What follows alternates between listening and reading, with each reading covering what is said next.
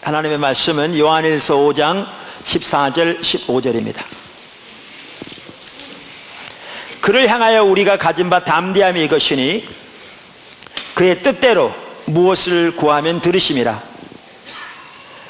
우리가 무엇이든지 구하는 바를 들으시는 줄을 안즉 우리가 그에게 구한 그것을 얻은 줄로 또한 아느니라.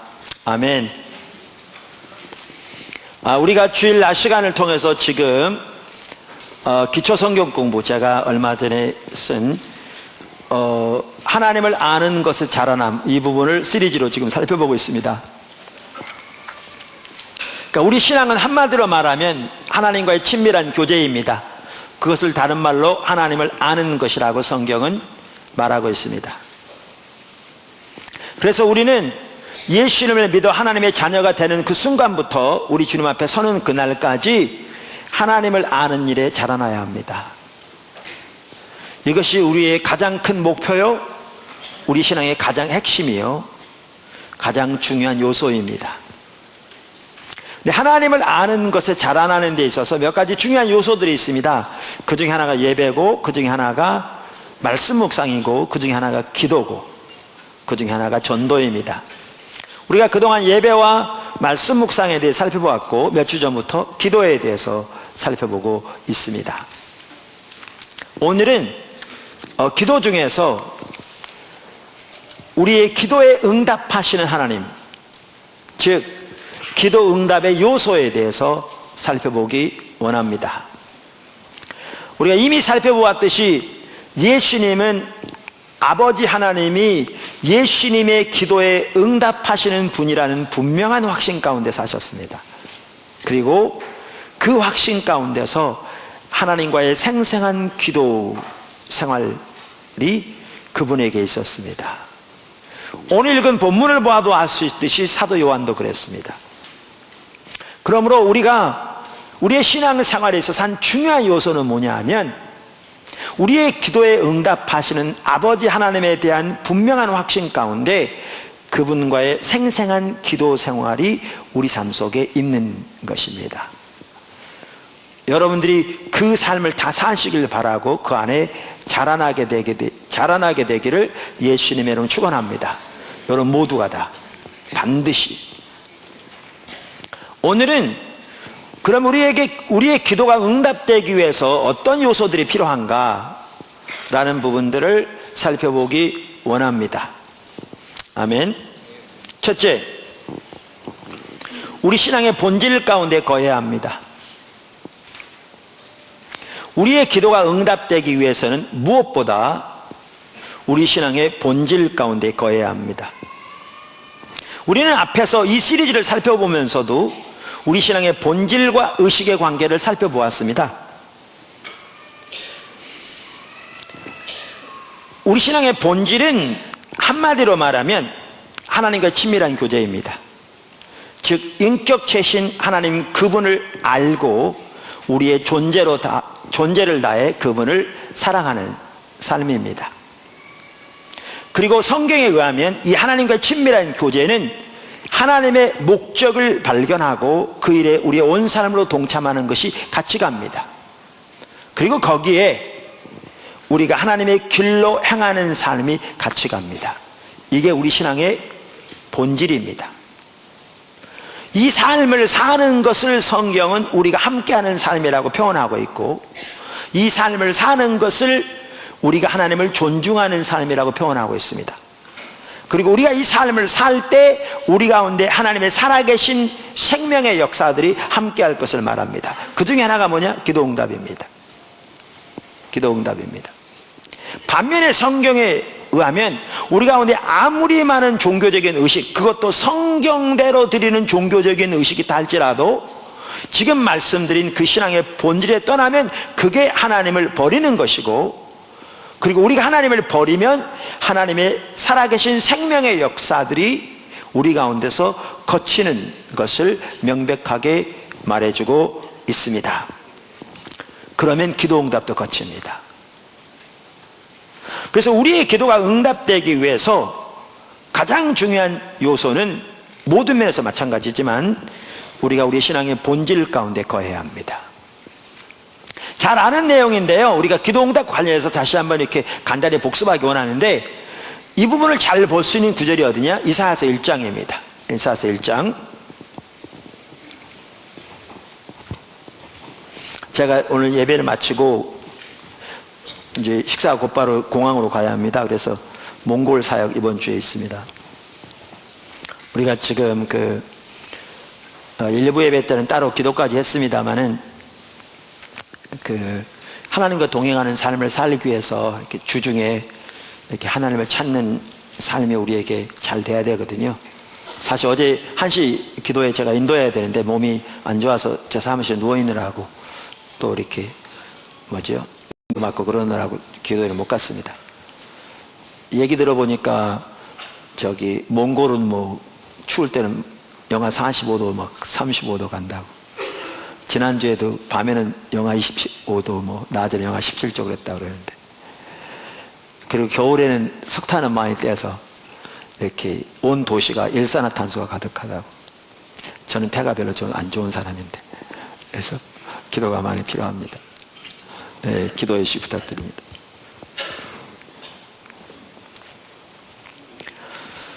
자, 이사야서 1장 4절에 보면 이렇게 말씀하십니다. 하나님께서 그 시대를 두고, 슬프다 범죄한 나라요, 허물진 백성이요, 행악의 종자요, 행위가 부패한 자식이로다. 그들이 여호와를 버리며 어떻게 했다고요? 여호와를 버렸다. 이스라엘의 거룩하신 이를 만홀히 여겨 멀리하고 물러갔도다. 이렇게 말합니다. 그러니까 이스라엘 시대는 하나님을 버린 시대였다라고 하나님께서 말씀하십니다. 근데 이제 문제는 늘 말씀드린 대로 성경은 하나님의 관점에서 쓰여졌다는 겁니다. 다시 말하면 하나님이 보시기에 그 시대가 하나님을 버렸다는 겁니다. 그러니까 이 말은 그 당시 사람들은 자신들이 하나님을 버렸다는 사실을 전혀 몰랐을 수 있다는 겁니다. 실제로 그들은 몰랐습니다. 왜냐하면 이사야서 6장에 말한 것처럼 그들의 영적인 눈이 어두워져 있었기 때문에, 보기는 보아도 보지 못하고 듣기는 듣지 못한다. 영적인 눈이 어두워져 있기 때문에 하나님을 버린다 그러면 그 말이 무슨 뜻인지를 몰랐기 때문에 자신들은 하나님을 버렸으면서도 하나님 버린 사실을 몰랐죠. 그러니까 여기 하나님을 버렸다 이 말은 하나님의 관점에서 하신 말씀입니다. 그리고 하나님의 관점이 가장 올바른 관점이기 때문에 하나님의 관점대로 모든 게 되어집니다.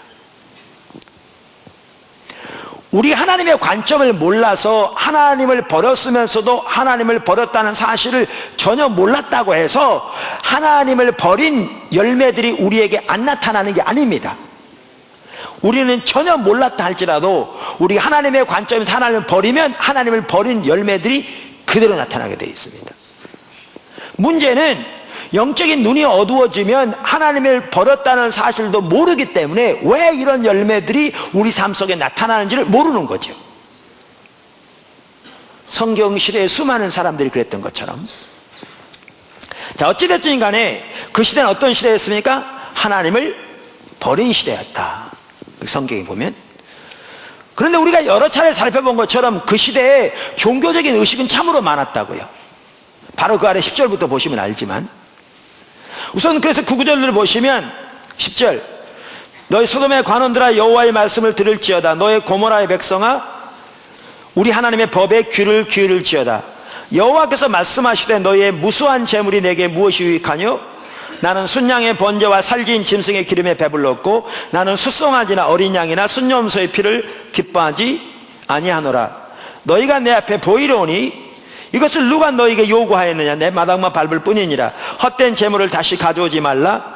분향은 내가 가증히 여기는 바요, 월삭과 안식일과 대회로 모이는 것도 그러하니 성에 아울러 악을 행하는 것을 내가 견디지 못하겠노라. 내 마음이 너의 월삭과 정한 절기를 싫어하나니 그것이 내게 무거운 짐이라. 내가 지기에 곤배하였느니라. 우리가 이 부분 여러 번 살펴봤습니다. 그런데 또 처음 오신 분도 계시고 하니까 간단히 요약해서 지금 말씀드리는 겁니다. 근데 여기 보시면 우리가 이 구절을 딱 보면 어떻게 생각하냐면, 야, 그 시대가 참 타락했다 이렇게 써 있잖아요.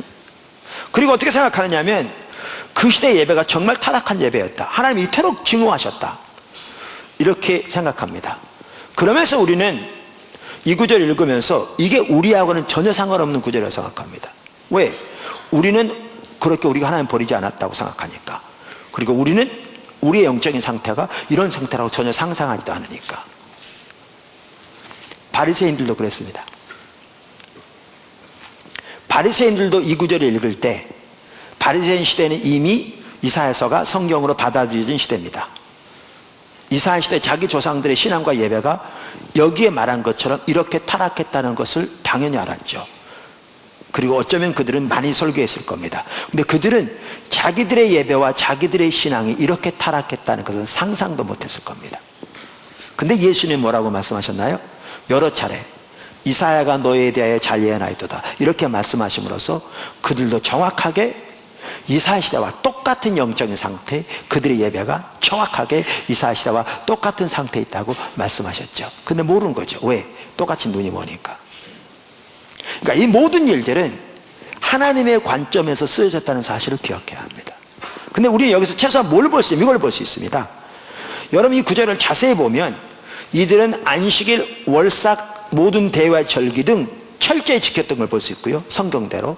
그 다음에 수송아지, 어린 양, 순염소, 순양 등 성경에 규정한 제물들을 무수히, 그것도 가장 살지고 좋은 것들을 하나님께 드린 걸 볼 수 있습니다. 이토록 종교적인 의식이 많았습니다. 그리고 그 모든 종교적인 의식들이 그 당시 성경인 율법대로 드려진 의식이었던 걸 볼 수 있습니다. 그러니까 본인들은 자기들의 신앙과 예배가 이렇게 타락한 것을 상상이나 했겠냐고요. 꿈에도 못 꾸죠. 근데 하나님은 뭐라고 하셨냐고요. 이 시대를 어떻게 말했다고요? 하나님을 버린 시대라고 말씀하셨다고요. 아까 읽었잖아요.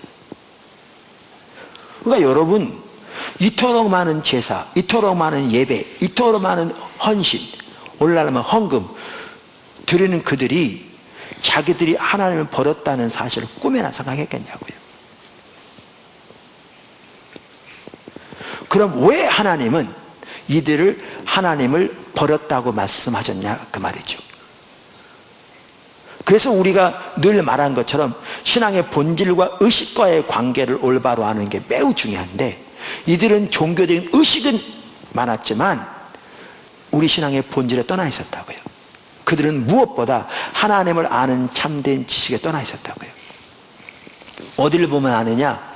이사야서 1장 3절을 보아도 명백하게 알 수 있고요, 이사야와 같은 시대인 호세아 4장 1절을 보아도 명백하게 알 수 있습니다. 호세아 4장 1절이 이렇게 말하죠. 이스라엘 자손들아, 여호와의 말씀을 들으라. 여호와께서 이 땅 주민과 논쟁하시나니 이 땅에는 진실도 없고 인애도 없고 하나님을 아는 지식도 없다. 그러니까 하나님을 아는 참된 지식, 즉 하나님과의 친밀한 교제에서 떠나 있다 그 말입니다. 이 하나님과의 친밀한 교제에서 떠나면 어떤 일이 나타나느냐? 하나님의 목적에 대해서는 관심조차 없게 됩니다. 그리고 하나님의 백성들이 할지라도 세상에서 자기 목적을 위해 살아가면서 하나님은 자기 목적을 위한 수단으로 전락합니다. 여러분, 오늘날 예수 믿는 하나님의 백성들이 나름대로 종교적인 의식은 있다 할지 모르지만 하나님과의 친밀한 교제에서 떠나 있으며, 그래서 하나님의 목적에 대한 관심도 없이 세상에서의 자기 목적들을 위해서만 살아가면서 하나님은 세상의 자기 목적을 위한 수단으로 전락한 상태에 있으면 그 사람은 하나님을 버린 겁니다. 근데 그게 하나님을 버린 거라는 사실을 전혀 모르기 때문에, 그리고 나름대로 종교적인 의식을 하고 있기 때문에 자기가 하나님을 버렸다는 사실도 모르게 되는 거죠. 이스라엘 시대처럼, 예수님 시대 종교 시대들처럼 오늘날 똑같이 됩니다. 그리고 이렇게 하나님과 친밀한 교제에 떠나면 어떤 결과가 나타나는가 하면 우리의 삶은 반드시 하나님의 법을 버리게 되어 있습니다. 우리의 삶은 하나님의 법을 버리게 되어 있습니다. 네, 우리는 교통법규 잘 지켜야 합니다. 그런데 교통법 한번 어겼다고 하나님의 법을 떠났다 그 얘기는 아닌데, 우리는 하나님과 친밀한 교제에 떠나면 하나님의 법을 버리게 되어 있습니다. 우리의 삶은. 그래서 호세아 4장 6절에 이렇게 말하죠. 이스라엘 시대와 같은 시대를 두고 내 백성이 지식이 없음으로 망하는도다. 내가 지식을 버렸으니 나도 너를 버려 내 제사장이 되지 못하게 할 것이요 내가 네 하나님의 율법을 잊었으니 나도 내 자녀들을 잊어버리리라. 하나님의 율법을 잊는 일이 있습니다. 바리새인들이 이 구절을 읽으면서 자기 조상들은 하나님의 율법을 잊었기 때문에 하나님의 심판이 오는 게 너무나 당연했고, 자기들이야말로 성경을 암송하고 묵상하는 것이 자기들의 직업일 만큼 성경을 많이 알았기 때문에 자기들은 자기 조상들과는 근본적으로 다르다고 생각했겠죠. 근데 예수님이 그 바리새인들에게 이사야가 너에 대해 잘 예언했다고 말씀했을 뿐만 아니라 다가오는 심판을 말씀하시고 40년이 되기 전에 예루살렘이 멸망했거든요. 무슨 얘기냐? 교리적으로는 누구보다 하나님의 말씀을 잘 알지 몰라도 삶은 하나님의 법을 버리게 되어 있습니다. 행동은 어느 시대건 하나님과 친밀한 교제에서 떠나면 우리의 행동은 우리의 가치관과 우리의 내리는 결정과 우리의 행동과 우리의 삶은 하나님의 법을 철저히 버리게 되어 있습니다. 그래서 하나님은 신앙의 본질에 떠난 것을 하나님을 버린 것이라고 이렇게 말씀하십니다. 그러면 하나님을 버리면 성경 여러 곳에서 나도 너희를 버려, 아까 여기도 돼 있듯이 하나님 우리와 함께하지 않습니다. 하나님 우리를 버린다는 말은 우리가 신분적으로 하나님의 자녀가 되기를 중단한다는 말이 아닙니다. 하나님이 이스라엘 백성들을 버렸을 때에도, 그래서 그들이 심판을 받아 이방 나라로 포로로 잡혀갔을 때에도 그들은 신분적으로 하나님의 자녀였습니다. 여전히 성경에 말하는 하나님이 우리를 버린다는 말은 하나님의 살아계신 실제적 역사가 우리에서 거친다는 걸 말합니다. 하나님 그분이 실질적으로 우리와 더 이상 함께하지 않는다는 것을 의미합니다. 그래서 우리가 신앙의 본질에 떠나면 우리에게 나타나는, 가장 먼저 나타나는 결과가 뭐냐면 하나님의 살아계신 실제적인 역사들, 우리의 필요를 채우시고 우리의 기도를 들으시고 우리의 길을 지도하시고 우리를 보호하시고 우리를 인도하시고 우리의 기도에 응답하시는 것 등 하나님의 실질적인 살아계신 생명의 역사들이 우리에서 거칩니다. 이게 가장 먼저 찾아오는 하나님의 심판입니다. 그리고 여기서 돌이키지 않으면 더 큰 심판이 옵니다. 때는 나라가 망하기도 하고 악한 자의 지배를 받기도 하고, 그게 성경 역사가 우리들에게 증명하는 바입니다. 그렇기 때문에 기도 응답도 하나님의 생명의 역사 중에 하나입니다. 우리가 신앙의 본질 가운데 거할 때 하나님이 놀라웠게 우리의 기도를 응답하시며, 반면에 우리가 신앙의 본질에 떠나면 우리의 기도가 응답되지 않습니다. 그래서 아까 이사야서 1장 4절에 보면 그 시대가 어떤 시대라고요? 하나님을 버린 시대였습니다. 그러면서 1장 15절에 뭐라고 말합니까? 이렇게 말합니다. 1장 15절에 너희가 손을 펼 때 내가 내 눈을 너희에게서 가리고 너희가 많이 기도할지라도 내가 듣지 아니하리니 이는 너희의 손에 피가 가득함이라. 여기에 보면 그들은 많이 기도했던 걸 볼 수 있습니다. 여러분 그 성지순례 가시면요, 예루살렘의 성전에 가보시면 그 통곡의 벽이 있죠. 제가 듣기로는 그 서기 70년에 로마가 예루살렘을 침공해서 완전히 그 성전을 다 불태워 그 하나님의 심판이 임한 거죠. 그 예루살렘이 멸망할 때에 그 장군이 한쪽 성벽은 그대로 놔뒀대, 일부러. 우리가 이런 일을 능히 할 수 있다는 걸 보여주기 위해서. 그래서 나중에 이제 성벽이 수축될 때 그걸 그대로 살려서 성벽이 수축된 거예요. 그래서 원래 거기 있는 통곡의 벽은 원래 있던 오리지널 벽입니다. 그래서 지금도 많은 유대인들이 가보시면 알겠지만 그 앞에 가서 벽에다 손을 대고 또 그 앞에서 성경을 읽으면서 묵상하면서 성경을 읊조리면서 기도합니다. 근데 거기 가보시면 특이한 게 있어요. 그 벽 사이사이마다 하얀 종이들이 많이 꽂혀 있어요. 기도 제목을 써가지고 집어넣은 겁니다.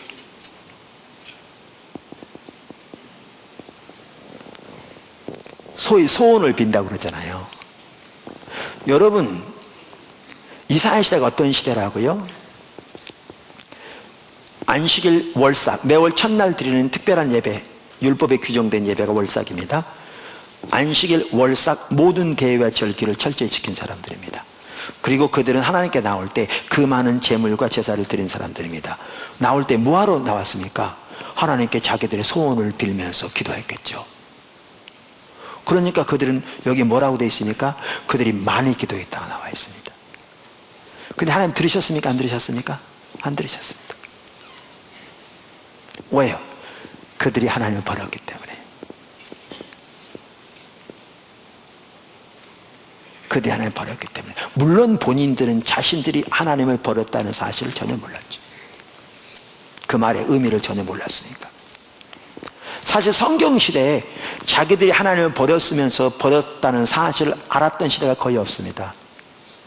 엘리 시대도 몰랐고요, 이사야 시대 몰랐고, 예레미야 시대 몰랐고요, 말라기 시대 몰랐고요, 예수님 시대 몰랐고요.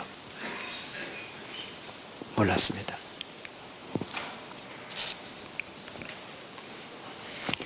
또 한 가지 좋은 예를 볼 수 있습니다. 그게 말라기 시대입니다.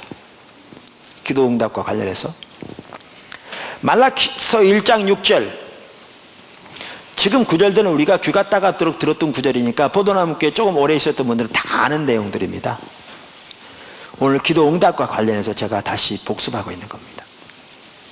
1장 6절, 내 이름을 멸시하는 제사장들아. 지금 제사장들이 하나님을 어떻게 한다고요? 멸시한다고요. 아까 우리가 이사야서 1장 4절에 보았듯이 하나님을 멸시한다는 말은 다른 말로 표현하면 하나님을 버렸다는 말입니다. 그러니까 이걸 이렇게 표현해야 됩니다. 나를 버린 제사장들아, 나 만군의 여호와가 너희에게 이르기를, 아들은 그 아버지를, 종은 그 주인을 공경하나니 내가 아버지일진데 나를 공경함이 어디 있느냐, 내가 주인일진데 나를 두려워함이 어디 있느냐 하나 너희는 이르기를 우리가 어떻게 주의 이름을 멸시하였나이까 하는도다. 자 보십시오. 그들이 하나님을 버렸습니다. 근데 알았습니까? 몰랐습니까? 몰랐습니다. 왜 몰랐습니까? 하나님을 버린다는 말의 의미가 뭔지를 몰랐기 때문에요. 지금 하나님이 여기에서 너희가 나를 멸시한다 이렇게 말씀하셨는데 이 말의 의미가 뭔지를 저들이 몰랐기 때문에요.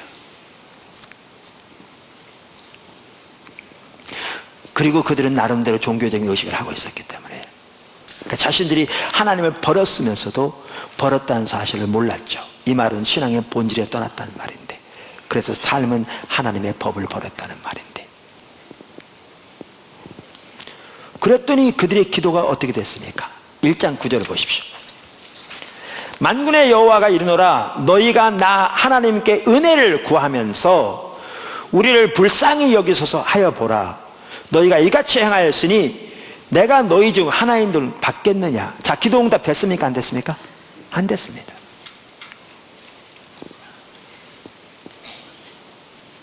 그들이 하나님을 버렸기 때문에, 그들이 신앙의 본질에 떠났기 때문에, 그것이 하나님의 관점에서 하나님 버린 거니까, 성경에 여러 곳에 말씀하신 것처럼 하나님도 그들을 버려. 이 말은 신분적으로 그들이 하나님의 자녀가 되기를 중단했단 말이 아니라 하나님이 그들과 함께하지 않으니까 그들의 기도가 응답되지 않은 거죠. 근데 문제는 그들은 자신들이 하나님을 버렸다는 사실도 모르고 있으니까 이렇게 나름대로 제사를 드리면서 하나님께 기도하고 있는데 왜 자기들의 기도가 응답되지 않는 것을 전혀 이해하지 못하고 있었죠. 전혀. 심지어 그들은 이렇게까지 했다니까요. 그 2장 13절 보십시오. 말라기서, 너희가 이런 일도 행하나니 곧 눈물과 울음과 탄식으로 여호와의 제단을 가리게 하는도다. 그러므로 여호와께서 다시는 너희의 봉헌물을 돌아보지도 아니하시며 그것을 너희 손에서 기꺼이 받지도 아니하시거늘. 자 보십시오. 어느 시대건 하나님의 백성들이 신앙의 본질 가운데 거할 때, 하나님과 친밀한 교제 가운데서 하나님을 알고 존재를 다해 그분을 사랑하며 하나님의 목적을 깨닫고 온 사람으로 그 목적에 동참하며 하나님의 길로 행하는 삶을 살 때에 하나님의 모든 살아계신 생명의 역사가 그들의 삶 속에 함께하게 되어 있습니다. 이게 성경이 말하는 생명이라고 표현하고 있습니다. 그런데 하나님의 백성들이 이 신앙의 본질에 떠나면 아무리 종교적인 의식이 많아도 하나님의 관점에서는 하나님 버린 겁니다. 아까 설명한 것처럼. 이렇게 하나님 버리면 여전히 종교적인 의식은 많을지 모르지만 하나님이 더 이상 그들과 함께하지 않습니다. 그럼 하나님이 그들과 함께하지 않으면 하나님의 살아계신 생명 역사가 그들 가운데서 거칠 뿐만 아니라 그 자리를 뭐가 차지하느냐? 성경의 상처라고 말하는 것들이 차지합니다. 영적인 억압, 깨어진 관계들, 무너진 가정들, 개인의 삶과 가정의 온갖 종류의 부조와 산적한 문제들, 헤어나올 수 없는 억압들, 이런 것들로 가득하게 됩니다. 성경 시대 보아도 그렇고 기독교 역사에도 보아도 그렇고. 자, 그래서 말라키 시대가 어느 시대입니까? 하나님 버린 시대입니다. 그러니까 당연히 그들의 삶 속에 뭐가 더 갔겠어요? 이사야 시대만 하더라도 머리부터 발끝까지 터진 상처뿐이라고, 성한 것이 없다고 표현될 만큼 그런 상황이었는데, 말라키 시대 그들의 온 사회 전체가, 가정 전체가, 삶 전체가 터진 상처뿐이고, 뭐죠? 이 싸매지 못한 이런 억압들이 가득한 거죠. 그러니까 그들이 하나님 앞에 뭐 했습니까? 기도했죠. 이거 해결해달라고. 하나님 도와주세요. 응답해 주세요. 이 문제 해결해 주세요. 우리 가정 돌봐주세요. 이 긴박한 상황 하나님 긍휼 베풀어 주세요. 기도했죠. 근데 성경이 들었다고 안 들었다고요? 안 들었다고. 그러니까 그들이 어떻게 했느냐? 이제 특별 기도를 드린 거죠. 여기에 보면 특별한 나름대로 재물을 가져다가 얼마나 집중적으로 기도했느냐면, 눈물 때문에 가려서 성전이 안 보일 만큼 그렇게 강력하게 부르짖고 울부짖으면서 하나님께 도와달라고 기도했죠. 근데 주님이 들었다고 안 들었다고요? 안 들으신 거죠. 그러니까 본인들은 어떻게 생각해요? 내가 이렇게 기도했는데 하나님이 응답해 주지 않는다고. 모든 원망을 누구한테 하는 겁니까? 하나님께. 하나님 나를 전혀 사랑하지 않아. 하나님이 사랑의 하나님이라고? 우리가 무슨 하나님의 백성이라고? 그럼 이런 일이 있겠냐? 이렇게 되는 거죠. 그러니까 하나님은 말라기서 1장에 내가 너를 사랑하였다. 내가 너희를 택했다니까. 내 백성 삼았다니까. 그래서 3장 7절에 뭐라고 그래요? 너희가 내게로 돌아오라. 내가 너희를 돌아갈게. 근데 이들은 하나님께 돌아오라고 해도 그 말이 뭔 말인지 모르는 거죠. 자기가 하나님 버렸다는 사실도 모르니까. 그러니까 원망을 하나님께 하는 거죠. 여러분, 제가 왜 이 부분을 자주 말씀드렸는데 여기다 썼냐면요, 오늘날 대다수 성도들이 이런 상태에 있습니다.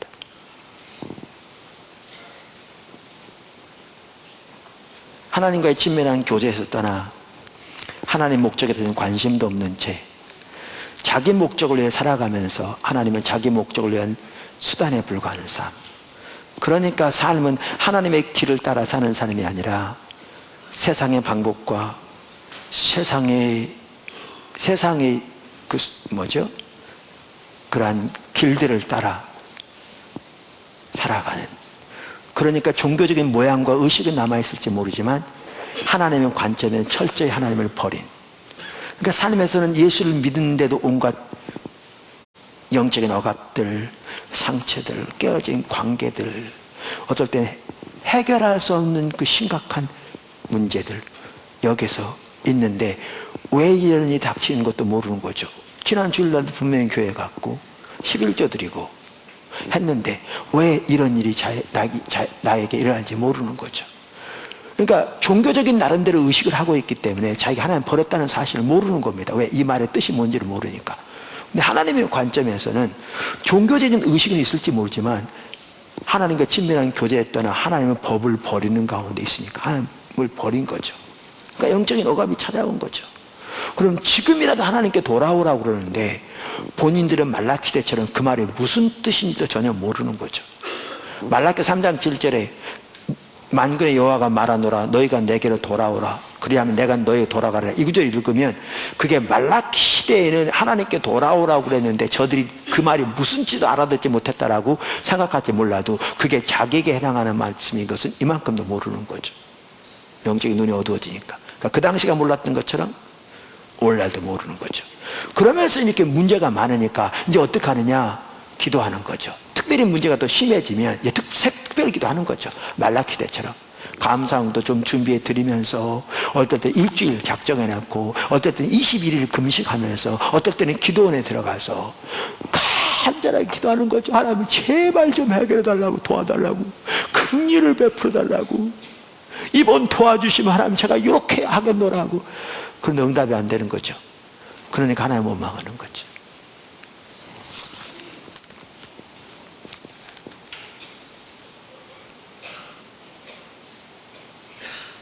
신앙의 본질에서 떠나면 그게 하나님 버린 거기 때문에요, 기도 응답이 거두어집니다. 반대로 사무엘상 7장에 보면 그 에베네셀에서 신앙의 본질로 돌이킨 사건이거든요. 그러니까 기도 응답 회복되잖아요.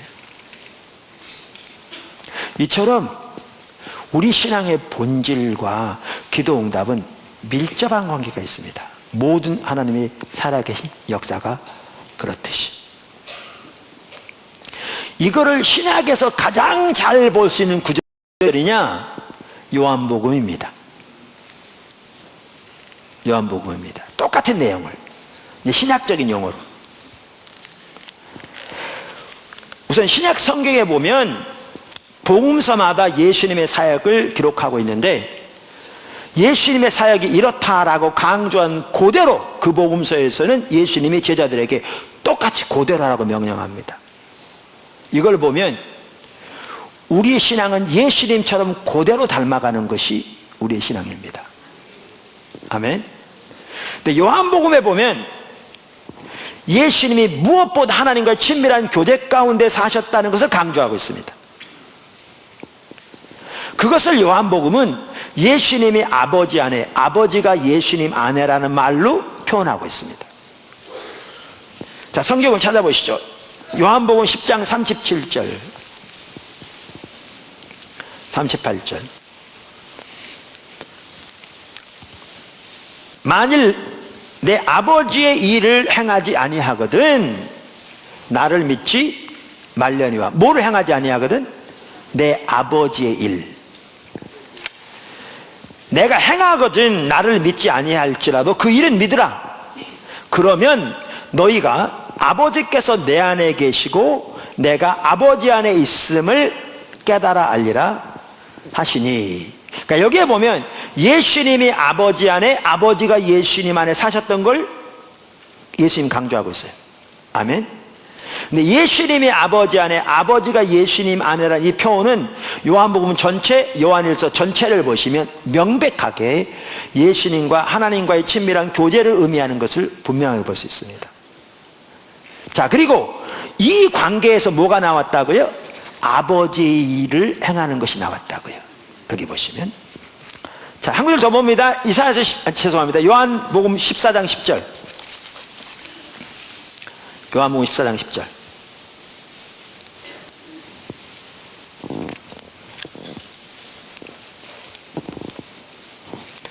네, 요한복음 14장 10절. 내가 아버지 안에 거하고 아버지는 내 안에 계신 것을 내가 믿지 아니하느냐? 내가 너희에게 이르는 말은 스스로 하는 것이 아니라 아버지께서 내 안에 계셔 그의 일을 하시는 것이라. 내가 아버지 안에 거하고 아버지께서 내 안에 계심을 믿으라. 그렇지 못하겠거든 행하는 그 일로 인하여, 그 일로 말미암아 나를 믿으라. 그러니까 예수님께서 아버지 안에, 아버지가 예수님 안에 계셨고, 그 관계에서 예수님 행하신 모든 사역도, 가르치신 모든 말씀도 나왔다. 이렇게 말하고 있습니다. 그 다음에 이 관계에서 예수님은 어떻게 하셨는가? 아버지의 행하심을 보고 온 사람으로 동참했죠. 그게 아버지의 일이죠. 그게 어디에 나오는가? 요한복음 5장 17절, 19절, 20절에 나옵니다. 요한복음 5장 17절, 19절, 20절. 예수께서 그들에게 이르시되 내 아버지께서 이제까지 일하시니 나도 일한다 하시매. 19절. 그러므로 예수께서 그들에게 이르시되 내가 진실로 진실로 너희에게 이르노니 아들이 아버지의 일을 보지 않고는 아무것도 스스로 할 수 없나니 아버지께서 행하시는 그것을 아들도 그와 같이 행하느니라. 아버지께서 아들을 사랑하사 자기가 행하시는 것을 다 아들에게 보이시고 또 그보다 더 큰 일을 보이사 너희로 놀랍게 여기게 하시리라. 요약하면 이렇습니다. 아버지가 오늘까지 일하신다. 나도 일한다. 나는 스스로 아무것도 할 수 없다. 나는 아버지가 행하시는 것을 본다. 그리고 그것을 나도 행한다. 아버지가 아들을 사랑하셔서 아들에게 아버지 행하시는 모든 것을 보이신다. 그러니까 아까 말한 그 아버지의 일이란 말은 예수님이 아버지와의 친밀한 교제 가운데서 아버지가 예수님에게 보이신 아버지의 목적, 아버지의 뜻, 아버지의 행하심이었습니다. 그러니까 예수님의 삶을 크게 두 가지로 요약하면 이게 하나인데, 이 손의 양면처럼 예수님이 아버지 안에, 아버지가 예수님 안에 친밀한 교제 가운데 사셨고요.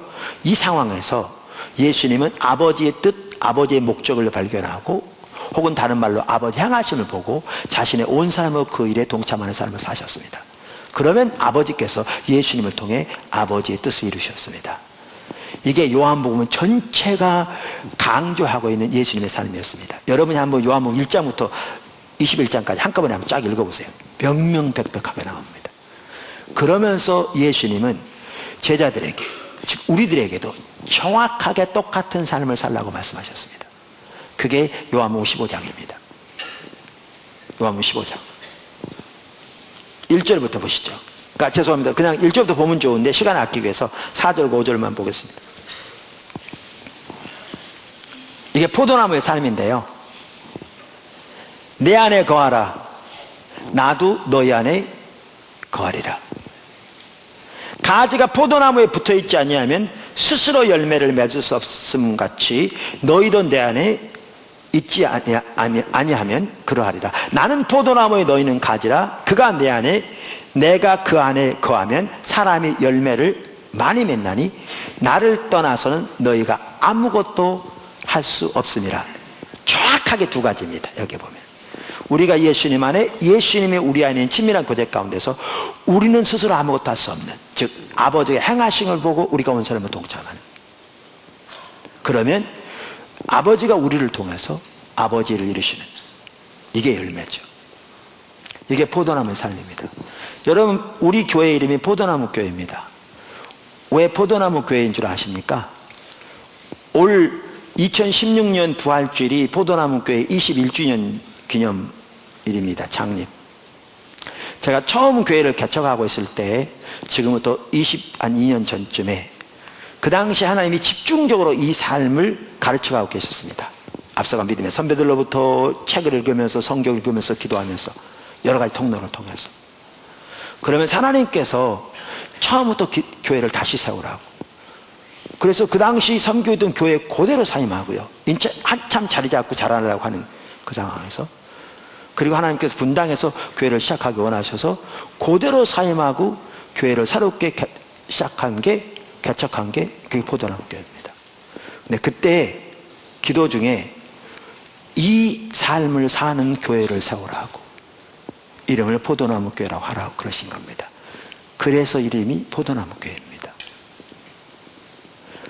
포도나무 교회 이름이 포도나무 교회인데 지체들이 이 삶을 살지 않는다면 우리는 구호만 남은 껍데기뿐입니다. 그러면 숫자만 많이 늘어나면 무슨 소용이 있습니까? 구호만 남는 거지.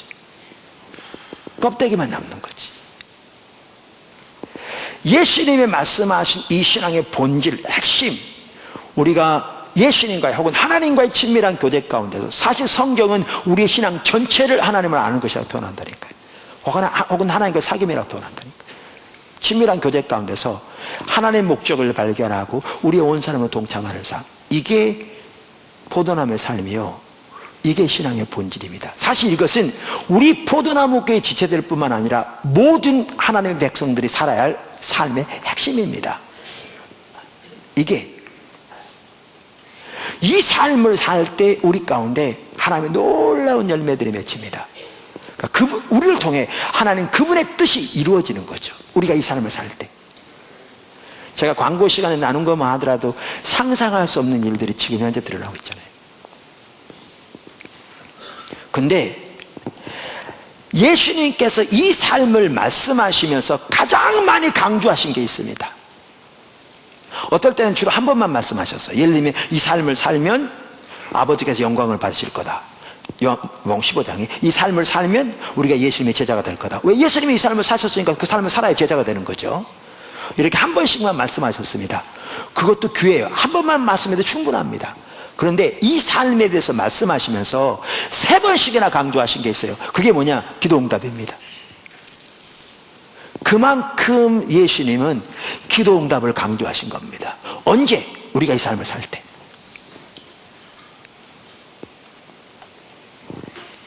보십시오. 가장 먼저는 요한복음 14장에 나옵니다. 바로 그 앞장에. 사실 요한복음 전체가 이 삶이 우리 신앙인 것을 명백하게 보여줍니다. 요한복음 14장 10절부터 보십시오. 아까 본 구절인데, 내가 아버지 안에 거하고 아버지는 내 안에 계신 것을 내가 믿지 아니하느냐? 내가 너에게 이르는 말은 스스로 하는 것이 아니라 아버지께서 내 안에 계셔서 그의 일을 하시는 것이라. 내가 아버지 안에 거하고 아버지께서 내 안에 계심을 믿으라. 그렇지 못하겠거든 행하는 그 일로 말미암아 나를 믿으라. 내가 진실로 진실로 너희에게 이르노니 나를 믿는 자는 내가 하는 일을 그도 할 것이요 또한 그보다 큰 일도 하리니 이는 내가 아버지께로 가면이라. 여기 보시면요, 이 예수님이 사셨던 그 동일한 성격의 삶을 누구도 살 거라고요? 우리도 살 거라고요. 그 이유가 뭐 때문에 가능할 거라고요? 예수님이 아버지께로 가시기 때문에. 이 말은 요한복음 전체를 보면 명백한데, 예수님이 아버지께로 가시지 않으면 보혜사 성령이 우리에게 오시지 않는다고 말했고, 예수님이 가시면 또 다른 보혜사 성령님을 우리에게 보내주시겠다고 여러 차례 말씀하셨어요. 요한복음 14장 16절 17절 15장 26절 16장 7절 등에서. 그래서 성령이 오시면 그 성령으로 말미암아 예수님이 사셨던 동일한 성격의 삶을 우리도 살게 될 거라고요. 이 포도나무의 삶. 그러면서 이 성격의 삶을 말씀하시면서 강조하신 약속이 뭐냐? 바로 그 다음 절에 있어요. 13절. 너희가 내 이름으로 무엇을 구하든지 내가 시행하리니 이는 아버지로 하여금 아들로 말미암아 영광을 받으시게 하려 함이라. 놀라운 말씀입니다. 그러니까 무엇을 구하든지, 이 말은 아무 것을 구하든지 그 뜻인데, 이 얘기는 그저 우리가 원하는 데 구하면 무조건 해주겠다 그 말이 아니에요. 이 말씀은 지금 말씀드린 이 삶을 전제하고 하신 말씀이에요. 우리가 예수님 안에, 예수님이 우리 안에 거하는 그 삶 가운데서 우리가 아버지 행하심을 보고 우리의 온 사람과 동참하는 삶을 사는 그 삶, 거기에서 하나님 앞에 구하는 그 모든 것들을 하나님이 응답하실 텐데, 그렇게 함으로 우리가 예수님의 이름으로 구하니까, 예수님의 공로를 의지해서 아버지 앞에 가니까, 예수님 때문에 하나님 앞에 설 수 있으니까 이것을 통해서 예수님의 이름이 높임을 받을 것이요, 그 결과로 하나님이 영광을 받게 되실 거라고 기도응답 말씀하십니다. 근데 아까도 말한 대로 한 번만 말해도 되는데요, 기도응답에 대해서 3번씩 말씀하셨다니까요. 이 짧은 곳에서 15장 보십시오. 15장 7절. 너희가 내 안에 거하고 내 말이 너희 안에 거하면 무엇이든지 원하는 대로 구하라. 그리하면 이루리라. 16절. 너희가 나를 택한 것이 아니요 내가 너희를 택하여 세웠나니 이는 너희로 가서 열매를 맺게 하고 또 너희 열매가 항상 있게 하여 내 이름으로 아버지께 무엇을 구하든지 다 받게 하려 함이라. 여러분 보십시오. 대부분의 그 열매 맺는 삶의 그 결실에 대해서, 결과에 대해서 한 번씩 말씀하셨는데, 그리고 한 번만 말씀하셔도 충분한데, 여기 기도응답에 대해서는 예수님이 3번씩이나 말씀하십니다. 그만큼 이 관계에서 주님의 인도를 따라 순종해 가면서 주님께 구하는 기도를 주님이 반드시 응답하시겠다는 것을 우리로 반드시 깨달으라고 강조하고 계신 겁니다.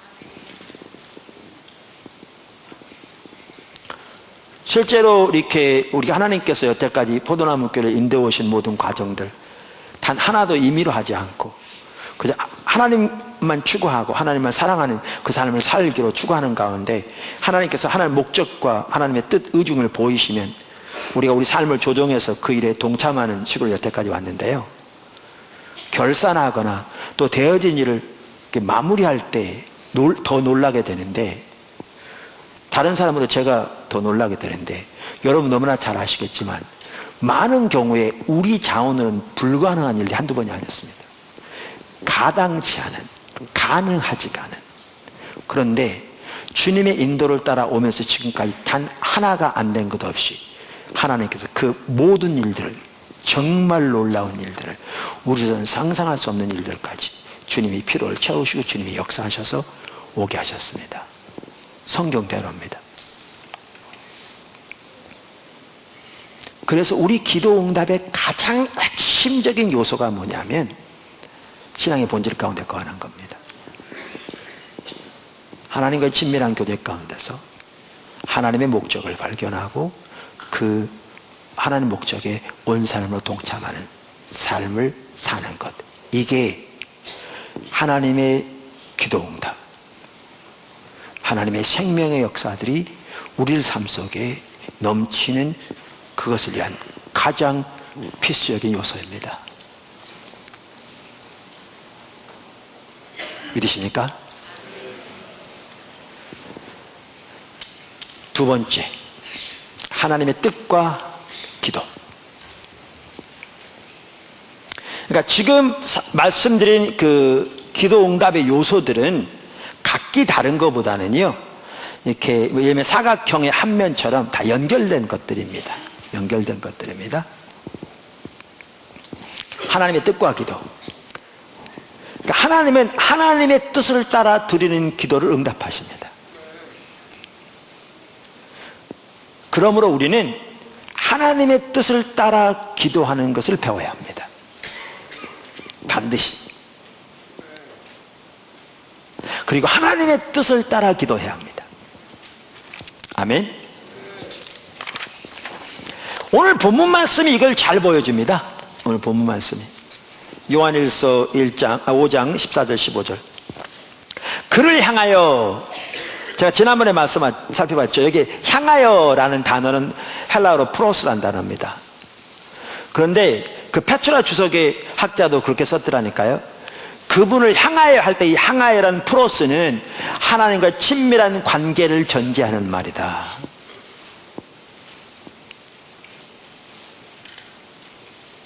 예, 성경대로예요. 그를 향하여 우리가 가진 바 담대함이 이것이니 그의 뜻대로 무엇을 구하면 들으심이라. 우리가 무엇이든지 구하는 바를 들으시는 줄을 안즉 우리가 그에게 구한 그것을 얻은 줄로 또한 아느니라. 여기 16절에 무엇이든지 구하는 말을 들으시는 줄, 응답하시는 줄, 그 말이죠. 안즉 이 말은 14절을 전제한 말입니다. 그러니까 우리가 원하는 거 아무거나 무조건 구하면 된다는 말이 아니라 14절에 하나님의 뜻을 따라 구하는 것을 전제한 말이죠. 그래서 조금 아까 말했던 그 페트라 주석만 하더라도 이렇게 썼더라고요. 15절에 대해서 말하면서 이 응답에 대한 약속에는 선행 조건이 있다. 그러면서 모든 기도가 하나님의 뜻에 합당하게 그리스도의 이름으로 드려져야 한다는 것이다. 가로 열고 스몰리. 또 요한복음 15장 7절, 요한복음 15장 7절도 그렇고 스몰리라는 학자도 이렇게 말했다. 그 뜻입니다. 자, 그러면서 여기 보면 사도 요한만 하더라도 하나님의 뜻을 따라 기도하면 반드시 그것을 응답하시는 것을 알았기 때문에 머리로가 아니라 가슴으로, 심지어 그는 하나님의 뜻을 따라 구한 기도면 아직 응답되기 전이라도 응답될 것을 알았다, 이렇게 표현하고 있잖아요. 이게 우리 삶에 있어야 한다니까요. 이 생생한 믿음에 토대한 살아있는 기도 생활. 근데 이 하나님의 뜻도 어떻게 하는가?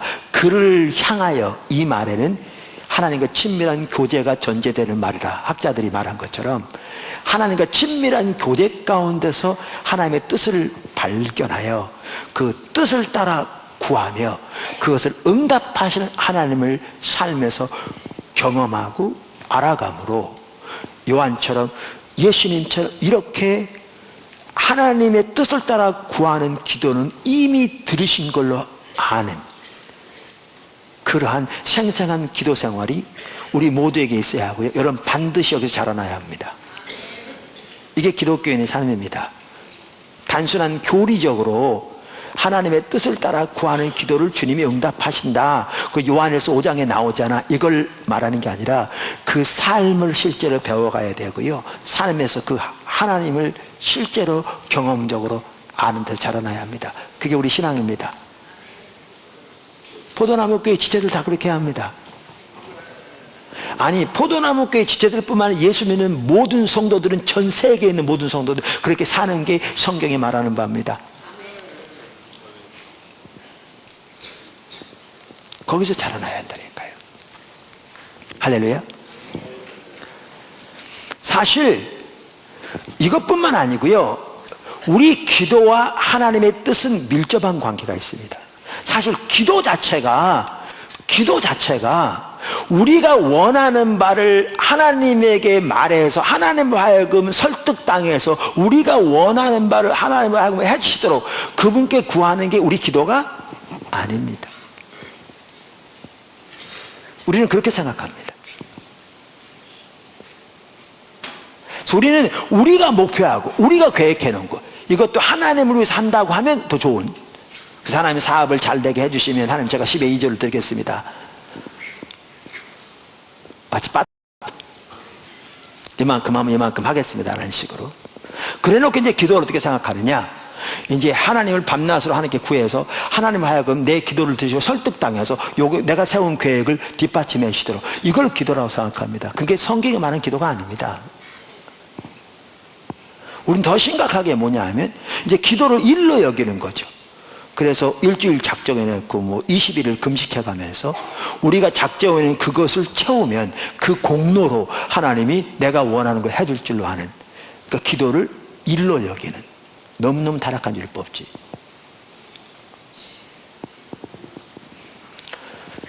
성경에 보면요, 우리가 계획해놓고 하나님께 집중적으로 구해서 그런 경우가 전혀 없는 건 아니더라고요.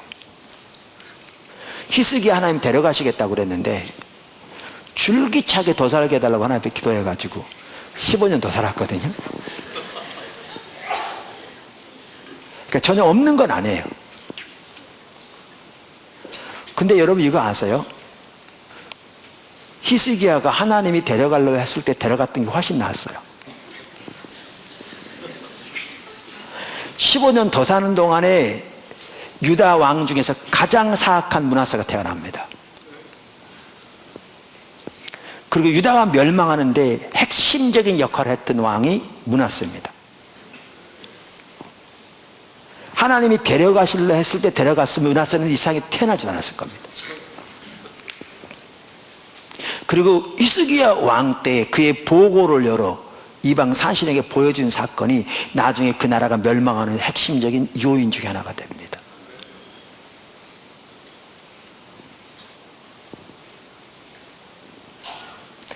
그러니까 말씀드린 대로 우리가 세운 계획을 줄기차게 구해서 하나님께 얻어내는 식의 기도가 성경에 전혀 없는 건 아닌 것 같아요. 그렇지만 성경에 보면 그게 기도가 아닙니다. 기도는 하나님의 뜻을 구하는 겁니다. 그리고 기도를 통해 하나님의 뜻을 깨달아 우리의 삶을 교정하여 하나님의 뜻에 맞춰가는 게 올바른 기도입니다. 그 대표적인 예를 우리는 예수님에게서 볼 수 있습니다.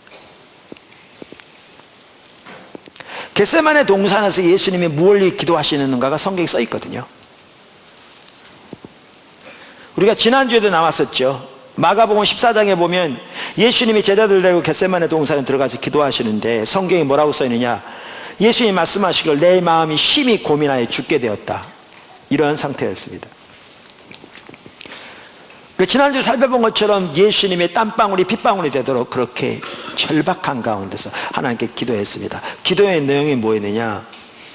아버지, 아버지는 모든 것이 가능하오니 원하시면 이 잔을 내게서 옮기시옵소서라는 것이었습니다. 근데 그러면서 예수님이 뭐라고 말씀하셨느냐? 그러나 나의 뜻대로, 나의 원대로 마옵시고 아버지의 뜻대로 하옵소서. 그리고 세 번째 그분이 기도하실 때는 그 하나님의 뜻을 따라 십자가 지수시는 힘과 믿음과 용기와 은혜를 하나님께부터 받으셔서 담대함 가운데 서시는 걸 볼 수가 있습니다. 기도는 우리가 계획한 것을 하나님께서 해주시도록 하나님을 설득하는 것이 기도가 아닙니다. 기도는 하나님과 친밀한 교제 가운데 하나님의 뜻을 발견하고 우리의 삶을 조정하여 하나님의 뜻에 맞도록 우리의 삶을 조정하는 것입니다.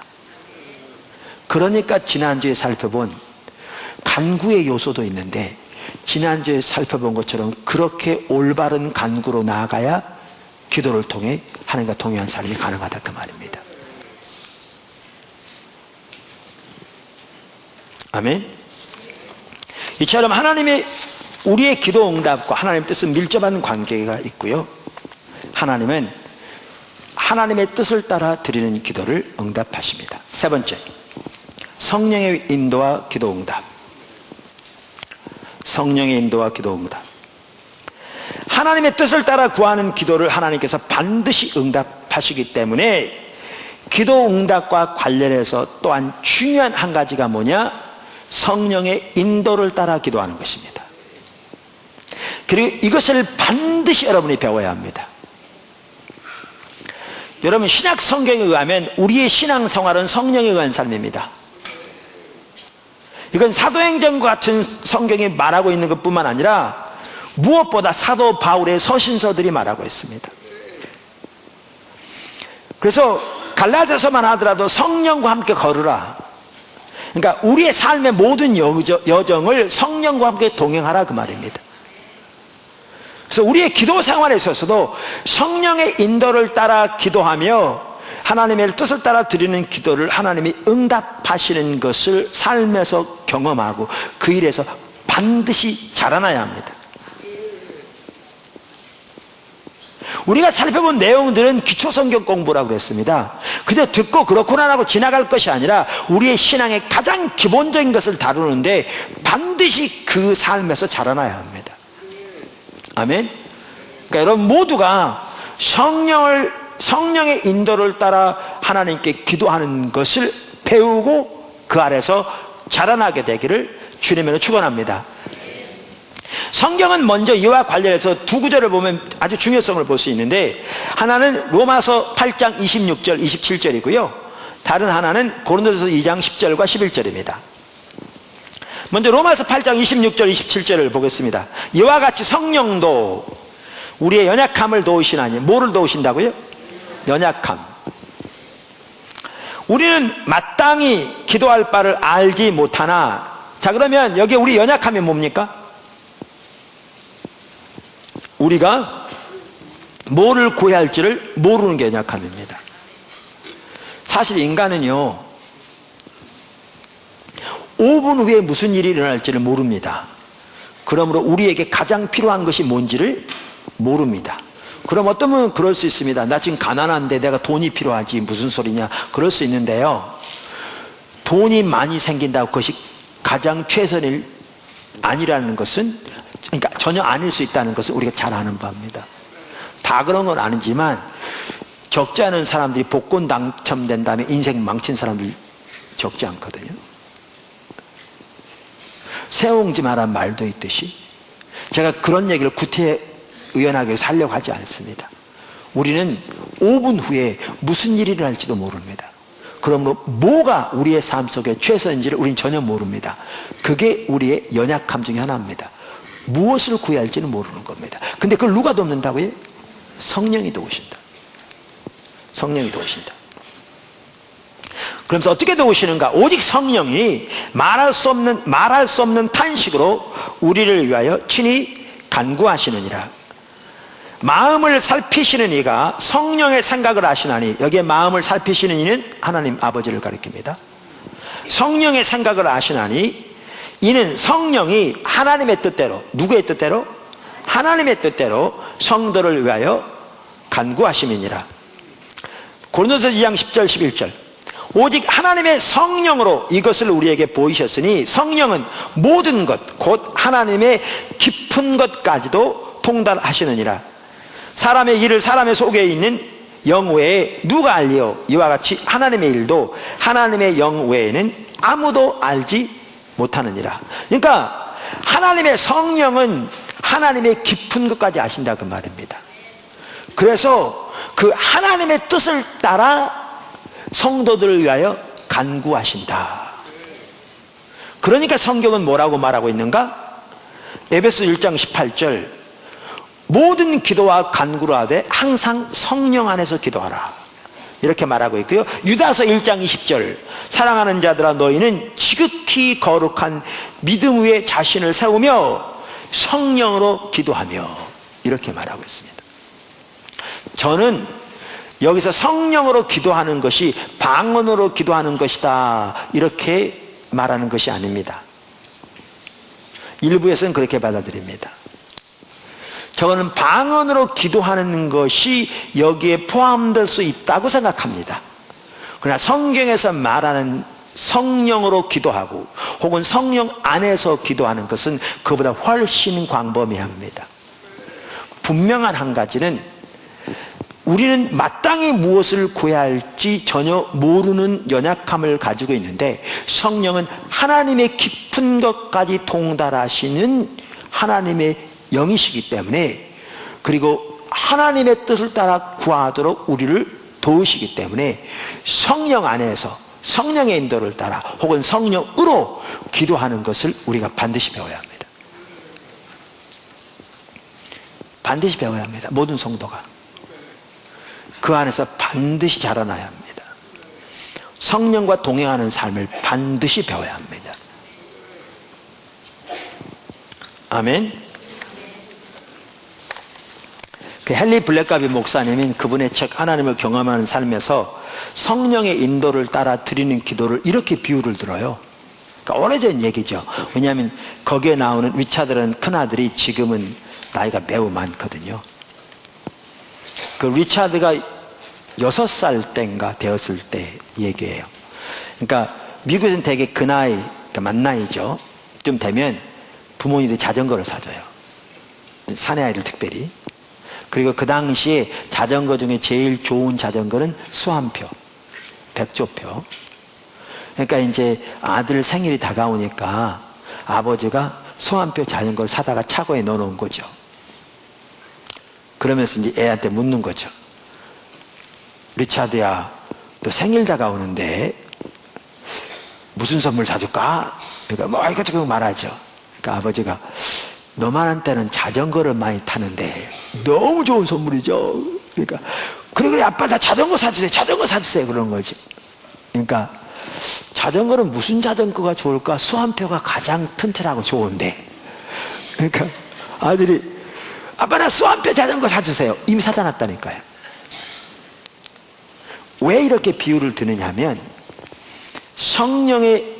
그러니까 성령의 인도를 따라 드리는 기도는 반드시 이렇게 하나님의 뜻을 따라 드리는 기도고, 그 기도는 반드시 응답하시기 때문에 이렇게 비유를 든 거죠.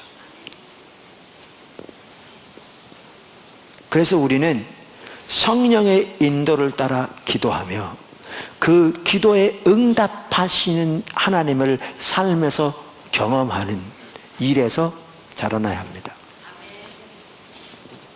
이 생생한 기도 생활이 우리 신앙의 핵심적인 요소 중에 하나입니다.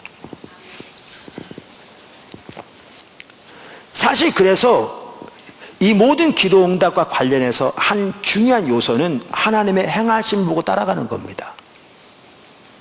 신앙의 본질도 하나님의 뜻도 성령의 인도를 따르는 것도. 왜? 하나님의 행하심을 보는 그것이 결국 하나님의 뜻을 깨닫는 것이고 하나님의 목적을 발견하는 것이고, 그래서 그러한 삶을 살아갈 때 정말 놀라운 하나님의 기도응답, 살아계신 역사들, 지난주에 살펴본 이런 일들이 우리 가운데 놀라우게 있을 줄로 믿습니다. 마지막 한 가지 중요한 게 있습니다. 그게 이웃을 향한 긍휼과 기도응답입니다. 이게 나눠지지 않는데요, 정말 중요합니다. 제가 이 시간에 4가지만 살펴볼 거거든요. 그러니까 마지막입니다. 제 책에는 6가지가 되어 있습니다. 다음 주에 뭘 살펴보려고 하느냐면, 우리의 기도 응답을 방해하는 요소들을 살펴볼 겁니다. 그러니까 우리의 기도가 응답되는 것을 방해하는 요소들. 그러니까 오늘은 긍정적인 면을 살펴본다면 내일은 다음 주는 부정적인 면을 살펴보겠죠. 그러면서 오늘 살펴보지 못한 2가지를 이제 부정적인 면과도 연결되니까 다음 주에 살펴볼 거고요. 이웃을 향한 긍휼과 기도응답. 우선 한 구절 보죠. 요한일서 3장 22절 23절. 요한일서 2장 3장 22절 23절. 무엇이든지 구하는 바를 그에게서 받나니, 그러니까 무엇이든지 구하는 바를 그에게서 받나니, 이는 우리가 그의 계명을 지키고 그 앞에서 기뻐하시는 것을 행함이라. 이 구절에 대해서는 다음 주에 좀 더 자세히 살펴볼 겁니다. 그의 계명은 이것이니 곧 그 아들 예수 그리스도의 이름을 믿고 그가 우리에게 주신 계명대로 서로 사랑할 것이니라. 그래서 2구절을 보시면 무엇이든지 구하는 바를 하나님이 들으신다고 하시면서 핵심적인 요소 중에 하나가 뭐냐? 사랑하는 겁니다. 제가 목회자다 보니까 사람들을 많이 상대하잖아요. 귀한 일이죠. 근데 성경이 이렇게 가르치고 있을 뿐만 아니고요, 이렇게 성도들을 보면, 또 사람들을 보면 저분의 삶 속에 하나님의 은혜가 함께 하시고 또 기도를 응답하시고 하나님이 그 삶에 참 뒷받침하시는 이런 사람들 중에 그 한 핵심적인 요소가 이 이웃을 향한 긍휼일 경우가 있는 걸 보는 거 아세요? 성경대로예요. 하나님께서 우리의 기도를 응답하시는 한 핵심적인 요소가 뭐냐? 이웃을 향한 긍휼이에요. 형제사랑. 사실 성경에는 우리가 하나님을 사랑하는 것과 이웃을 사랑하는 것이 분리되어 있잖아요. 또 예수를 믿는 형제를 사랑하는 것이 분리되잖아요. 같이 갑니다. 그래서 하나님을 사랑하는 그 사랑으로 형제와 이웃을 사랑하는 것은 사실 기도응답뿐만 아니고요, 성경에 보면 영적 분별력을 위해서도 핵심적인 요소 중에 하나입니다. 그래서 우리 신앙의 모든 면에서 가장 필수적인 요소 중에 하나입니다. 이 부분과 관련해서 아주 중요한 구절이 있는데 그게 이사야서 58장입니다. 이제 그 부분만 살펴보면 마치겠습니다.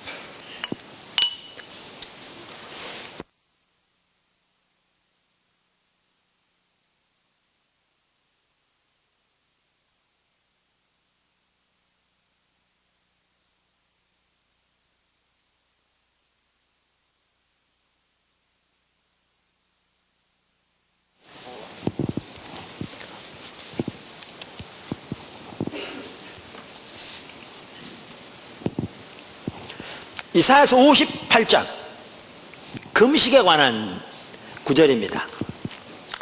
우선 거기 6절에 보면 여러분 잘 아는 구절이죠. 내가 기뻐하는 금식은 흉악의 결박을 풀어주며 멍에의 줄을 끌어주며 압제당하는 자를 자유하게 하며 모든 멍에를 꺾는 것이 아니겠느냐. 그래서 이제 한국의 금식기도원 같은 데 가면 이 구절이 크게 써 있습니다. 그러면서 이렇게 써 있으면서 거기서 주장하는 바는 뭐냐 하면, 우리가 금식하면 우리 삶 속에 이런 일이 일어난다.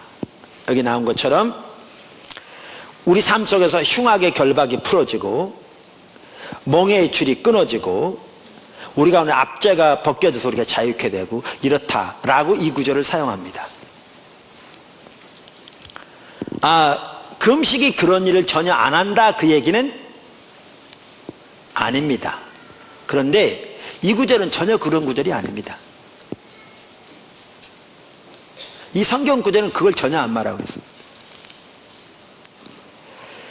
1절부터 보시면 명백합니다. 이 구절에 대해서 뭘 의미하는지. 이제 그 당시에 어떤 일이 있었냐면 2절을 보시면요, 이게 저는 이사야 하반부에 나오는 구절이잖아요.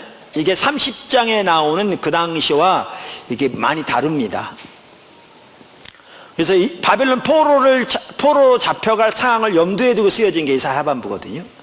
그래서 그 상황을 말하는지 모르겠지만 여러분 58장 2절을 보면요, 최소한 그 당시에 이스라엘 백성들은 신앙의 본질이 뭔지 알았던 것 같아요. 그리고 나름대로 그걸 추구한다고 말로는 했어요. 여기 2절에 뭐라고 하는 줄 아십니까? 이렇게 돼 있어요. 그들이 날마다 나를 찾아 나의 길 알기를 즐거워함이 마치 공의를 행하여 그의 하나님의 규례를 저버리지 아니하는 나라 같아서 의로운 판단을 내게 구하며 하나님과 가까이 하기를 즐거워하는도다. 정확하게 신앙의 본질을 이해하고 있고 그 사람을 추구하는 것 같죠. 근데 여러분 공동 번역을 보면 알지만 그들이 말로는 그렇게 했는데 실제는 안 그랬다 그 말이에요. 그러니까 사실 오늘 우리 포도나무 교회만 하더라도요, 이 구절을 매우 중요하다고 생각해요. 그들은 신앙의 본질이 뭔지 알았고요, 최소한 그렇게 한다고 생각은 했어요. 근데 삶은 실제로는 그렇게 안 했다는 거예요. 우리가 이들처럼 될 수 있어요. 정말 이들처럼 될 수 있어요. 그러면서 그들은 그러는 중에 뭐까지 했냐? 금식도 했어요. 하나님께. 그러면서 그들이 하나님께 불평한 게 뭐였냐면, 하나님 우리가 금식하는데 왜 안 들어주십니까? 우리가 금식하는데 왜 우리에게 은혜를 베풀어 주지 않습니까? 라는 거였어요. 그들의 그 불평이. 바로 그 다음 절 보세요. 3절. 우리가 금식하되 어찌하여 주께서 보지 아니하시오며 우리가 마음을 괴롭게 하되 어찌하여 주께서 알아주지 아니하시나이까? 이렇게 말했다고요. 그랬더니 하나님이 이렇게 말씀하세요. 보라, 너희가 금식하는 날에 오락을 구하며 온갖 일을 시키는도다. 보라, 너희가 금식하면서 논쟁하며 다투며 악한 주먹으로 치는도다. 너희가 오늘 금식하는 것은 너희 목소리를 상달하게 하려는 것이 아니니라. 이걸 보면 나름대로 그들은 신앙의 본질을 추구한다고 그러면서 금식까지 했는데 어떻게 하느냐? 금식하면 다른 사람이 억압하고요, 다른 사람에게 불이익 주고요, 서로 다투고요, 싸우고요, 이런 일을 했다는 거예요.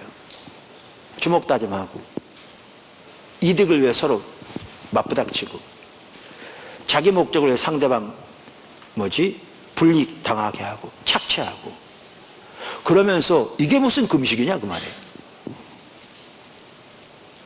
이게 무슨 금식이냐? 너희가 여기 보실래요? 5절. 이것이 어찌 내가 기뻐하는 금식이 되겠으며 이것이 어찌 사람이 자기 마음을 괴롭게 하는 날이 되겠느냐? 그의 머리를 갈대같이 숙이고 굵은 배와 재를 펴는 것이 어찌 금식이라 하겠느냐? 여호와께 연락될 날이고 하겠느냐? 그러니까 재를 깔아놓고 그 앞에 앉아서 베옷을 입고 머리만 숙이고 있다고 그게 금식이냐? 지금 그 얘기예요. 그러면서 6절에 나오는 게 뭐냐면 내가 기뻐하는 금식은, 그러니까 이 구절을 보면 명확하게 알지만 내가 기뻐하는 금식은 너희가 다른 사람의 흉악의 결박을 맺는 거 꺾어버리고 다른 사람에게 불의한 멍해를 씌우는 거 벗기고 다른 사람과 압제하는 거 버리고, 그죠? 다른 사람의 뒤집어 씌우는 멍해 꺾어버리는 거, 이게 내가 기뻐하는 금식이다 그 뜻이에요. 이 구절이 명백하게. 근데 오늘날은 이 구절만 빼가지고 전혀 엉뚱하게 사용하죠. 그러면서 그 다음 절에 나오는 게 중요한 게 있어요. 7절에 또 줄인 자에게 내 양식을 나누어 주며 유리하는 빈민을 집에 들이며 헐벗은 자를 보면 입히고 또 내 골육을 피하여 스스로 숨지 아니하는 것이 아니겠느냐? 그리하면 내 빛이 새벽같이 비칠 것이며 내 치유가 급속할 것이며 내 공의가 내 앞에서 행하고 여호와의 영광이 내 뒤에 호위하리니 내가 부를 때에는 나 여호와가 응답하겠고, 기도 응답. 내가 부르짖을 때에는 내가 여기 있다 하리라. 만일 내가 너희 중에, 똑같은 얘기가 또 반복됩니다, 멍에와 손가락질과 허망한 말을 제하여 버리고 줄인 자에게 내 심정이 동하며 괴로워하는 자의 심정을 만족하게 하면 내 빛이 흑암 중에서 떠올라 내 어두움이 낮과 같이 될 것이며, 그럼 낮은 얼마나 밝겠냐 그 말이죠. 여호와가 너를 항상 인도하여 메마른 곳에서도 내 영혼을 만족하게 하며 내 뼈를 견고하게 하리니 너는 물된 농산 같겠고 물이 끊어지지 아니하는 샘 같을 것이라. 내게서 날 자들이 오래 황폐된 곳들을 다시 세울 것이며 너는 역대에 파괴된 기초를 쌓으리니 너를 일컬어 무너진 데를 보수하는 자라 할 것이며 길을 수축하여 거할 것이 되게 하는 자라 하리라. 그러면 여기 금식을 한마디로 줄이면 어떻게 요약할 수 있냐면요, 이렇게 요약할 수 있습니다. 신앙의 본질을 실제로 삶에서 추구하면서 다른 사람에게 불이익 주는 걸 당연히 중단하고, 여기 나온 것처럼 허망한 말, 판단하는 말까지 다 포함해서, 여기 금식의 핵심이 뭐냐면 다른 사람을 섬기기 위해 절제하는 삶을 사는 겁니다. 이게 하나님의 부흥을 예비하는 매우 중요한 요소 중에 하나입니다.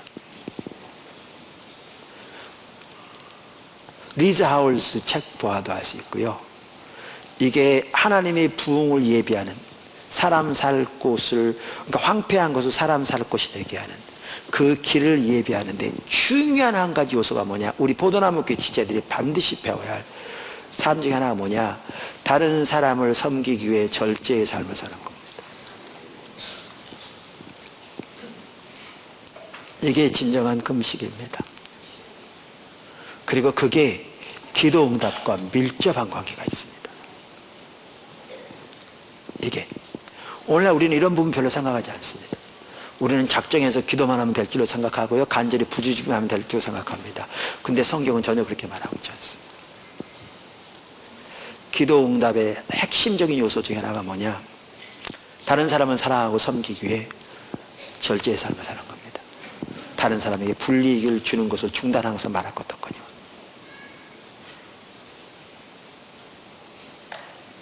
회복과 관련해서 이사야 하반부 전체의 주요 회복인데 관련해서 한 핵심적인 구절이 여기 58장입니다.